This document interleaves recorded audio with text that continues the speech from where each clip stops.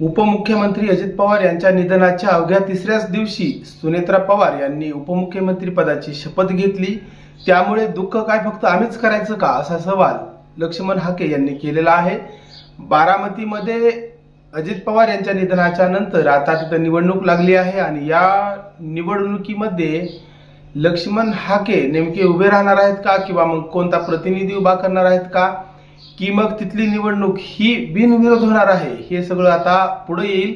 मात्र तिसऱ्याच दिवशी सुनेत्रा पवार यांनी जी शपथ घेतलेली आहे, हा मुद्दा मात्र लक्ष्मण हाके यांनी महाराष्ट्राच्या समोर आणलेला आहे आणि याच्यावर आता काही दिवसांमध्ये चर्चाही होताना दिसून येईल। सुनेत्रा पवार यांनी तिसऱ्या दिवशी म्हणजेच उपमुख्यमंत्री पदाची जी शपथ घेतली, तर त्याला त्यांच्याकडून अधिकृत उत्तर काय येतंय आणि इथून पुढची त्यांची राजकीय वाटचाल कशी असणार आहे, हे सुद्धा या सगळ्या निवडणुकीच्या गोष्टीतून पुढे येणार आहे।